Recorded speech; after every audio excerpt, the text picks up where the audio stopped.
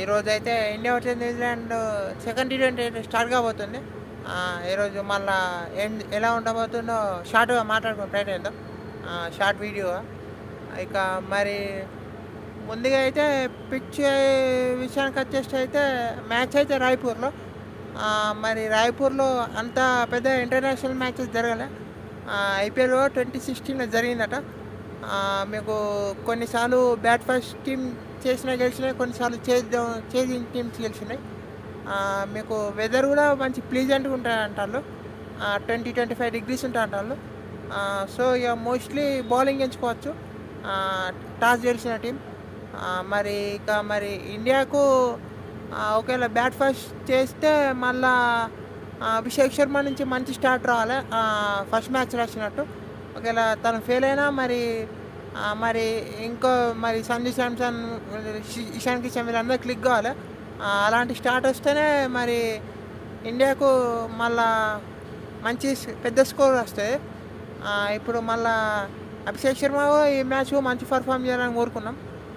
ఇక New Zealand team గురించి మాట్లాడుకుంటే అయితే న్యూజిలాండ్ టీం మరి ఏమైనా చేంజెస్ చేస్తారో చూడాలి. వాళ్ళు మైకెల్ బ్రేస్వెల్ ఫిట్ ఉంటే తనని తీసుకుంటారో చూడాలి. ఇంకా వాళ్ళు ఓపెనర్లు టిమ్ రాబిన్సన్, డెవాన్ కాన్వే వీళ్ళ దగ్గర నుంచి మంచి పర్ఫార్మెన్స్ ఎక్స్ప్లెయిన్ చేస్తారు వాళ్ళు. ఇంకా మీకు మార్క్ ఛాంపియన్ కొంచెం బాగానే ఆడింది అనిపించింది. గ్లెన్ ఫిలిప్స్ మంచి ఫామ్లో ఉండు. డారీ మిచెల్ కూడా మంచి ఫామ్లోనే ఉండు. డారీ మిచెల్ బౌలింగ్లో తనని ఇంకొంచెం వెరైటీగా యూజ్ చేయాలనుకుంటారు. క్రిస్టియన్ కార్క్ వీళ్ళందరూ కైల్ జెమిన్సన్ స్లోర్ వన్స్ బాగా ఎగ్జిక్యూట్ చేసిళ్ళు. మరి ఫస్ట్ టీ20లో అయితే కొన్ని రన్స్కి వెళ్ళినా కొన్ని వికెట్లు తీసిళ్ళు. క్రిస్టియన్ క్లార్క్, డారీ మిచెల్, డారీ మిచెల్ అంటాను, కైల్ జెమిన్సన్. ఇక మరి వాళ్ళ బ్యాటింగ్ నుంచి అయితే రచిన్ రవీంద్ర నుంచి కొంచెం మళ్ళా కొంచెం మంచి నాకు ఎక్స్పెక్ట్ చేస్తారు వాళ్ళు. ఇక వాళ్ళు స్పిన్నర్స్ మిచెల్ శానర్, రిషోది వీళ్ళిద్దరూ మరి మిడిల్ ఓవర్స్లో బాగా టైట్ చేయాలని చూస్తారు. గ్లెన్ ఫిలిప్స్ ఉండు కావాలంటే రచిన్ రవీంద్ర కూడా బౌలింగ్ చేయొచ్చు వాళ్ళకు. ఇక మీకు జేకబ్ డఫీ కనుక అభిషేక్ శర్మని అవుట్ చేయాలని కోరుకుంటారు. మీకు అభిషేక్ శర్మని స్టార్టింగ్లోనే అవుట్ చేయాలనుకుంటారు న్యూజిలాండ్ వాళ్ళు. ఫస్ట్ కపుల్ ఆఫ్ ఓవర్స్లో అవుట్ చేస్తే బాగుంటుంది న్యూజిలాండ్ టీంకి. ఇక మరి గ్లెన్ ఫిలిప్స్ని టక్కున అవుట్ చేయాలి ఒకవేళ ఇండియా మరి మ్యాచ్ గెలాలంటే. గ్లెన్ ఫిలిప్స్ని టక్కున అవుట్ చేయాలి. ఒకవేళ ఇండియా సెకండ్ బ్యాటింగ్ చేస్తే అయితే న్యూజిలాండ్ని మరి ఇండియాకు ఎంత రిస్క్ చేస్తారో చూడాలి. వాళ్ళ హర్షదీప్ సింగ్ వికెట్లు తీస్తే బాగుంటాయి పవర్ ప్లేలో. హార్దిక్, హర్షదీప్, బుమ్రా మరీ అంత పీక్ లెవెల్ ఫామ్లో లేదు తనకు. తన ఫామ్లోకి వస్తే ఇండియాకు బాగుంటుంది. తనకు ఫామ్లో రావడం ఇండియాకి చాలా ఇంపార్టెంట్. మళ్ళీ ఈ మ్యాచ్ కొంచెం రిథమ్ సెట్ అయితే అంటే బాగుంటాయి తనకు, బుమ్రాకు. అటు వరుణ్ చక్రవర్తి కూడా కొన్ని రన్స్కి వెళ్ళినా కొన్ని వికెట్లు తీసిండు. అది తనకు కూడా కాన్ఫిడెన్స్ ఇస్తుంది వరుణ్ చక్రవర్తికి. వరుణ్ చక్రవర్తి కొంచెం ఎకనామికల్గా చేస్తే బాగుంటుంది. ఇక ఫిలిప్స్ని కొంచెం వికెట్ తీస్తే బాగుంటుంది, డారీ మిచెల్, ఫిలిప్స్ని.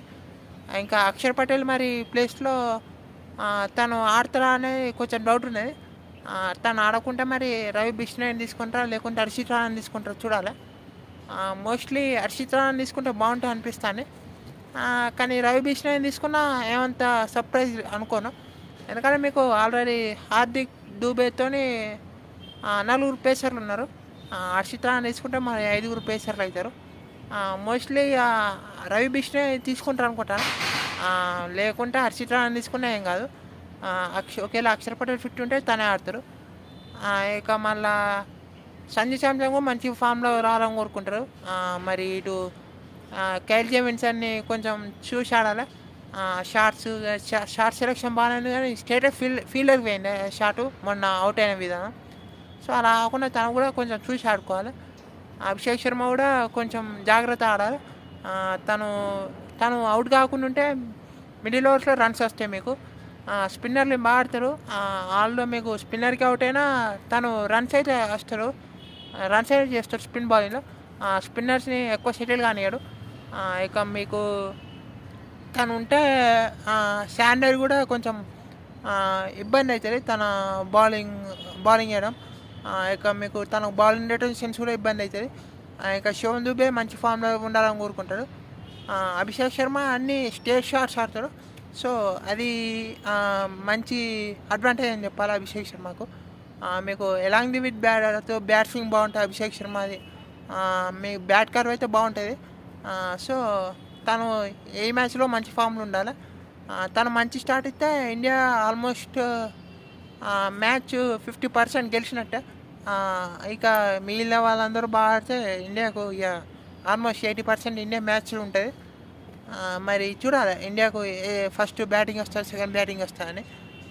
ఒకవేళ టార్గెట్ బాగుండి ఇండియాకు సెకండ్ బ్యాటింగ్ చేయాల్సి వస్తే మరి అభిషేక్ శర్మ ఓపెనింగ్ అనేది చాలా కీలకంగా మారుతుంది. ఇటు సంజు శాంసన్ కూడా బాగా ఆడాలి. ఇక మిడిల్ ఆర్డర్స్లో శివం డూబే, స్కై బాగా ఆడాలి. కొంచెం పైన మ్యాచ్లో కొంచెం ఫామ్లోకి వచ్చింది అనిపించింది. ఇంకొంచెం బాగా ఆడితే తను బాగుంటుంది. ఇటు రింకు సింగ్ కూడా మరి తన లాస్ట్ మ్యాచ్లో ఫినిష్ చేసినట్టు తను కూడా అటువంటి ఫామ్ని కొన్ని సాగాలనుకుంటాడు. తను కూడా అసలు ఫామ్ ఉంటే ఇండియా బాగుంటుంది. చూద్దాం మరి ఏమవుతుందో. మంచి మంచి బ్యాటిల్స్ ఉన్నాయి ఈ మ్యాచ్లో కూడా. జేకబ్ దఫీ, అభిషేక్ శర్మ, ఇంకా మిడిల్ ఓవర్స్లో శాండర్, అభిషేక్ శర్మ వేస్తే అది కూడా మిడిల్ ఓవర్స్ అభిషేక్ శర్మ అంటే స్పిన్ వర్సెస్ అభిషేక్ శర్మ ఇదొక మంచి బ్యాటిల్. ఇటు కూడా మంచి మంచి బ్యాటిల్స్ ఉన్నాయి. ఇటు బూమ్రా, అటు వరుణ్ చక్రవర్తి, ఫిలిప్స్, డెవన్ కాన్వే, హర్షదీప్, ఇవన్నీ మంచి మంచి బ్యాటిల్స్ ఉన్నాయి. హార్దిక్ రవీంద్ర ఇదొక మంచి బ్యాటిల్ లెక్క ఉన్నది. మీకు ఛాంపియన్స్ ట్రోఫీలో కూడా ఒకసారి అవుట్ చేసిండు రచిన్ రవీంద్రను హార్దిక్. సో వీళ్ళిద్దరు బ్యాటిల్ బాగుంటాయి అనుకుంటాను. చూద్దాం మరి ఏమవుతుందో. మరి మ్యాచ్ అయిపోయిన తర్వాత మళ్ళీ ఏం జరిగిందో మాట్లాడుకో ప్రయత్నం చేద్దాం. ఓవరాల్గా అన్ని పాయింట్స్ కవర్ చేసే ప్రయత్నం చేసిన. కొన్ని మిస్ అయి ఉంటుండే, గుర్తొచ్చినాయి కవర్ చేసిన. అంతే వీడియోలో. Thank you all for watching.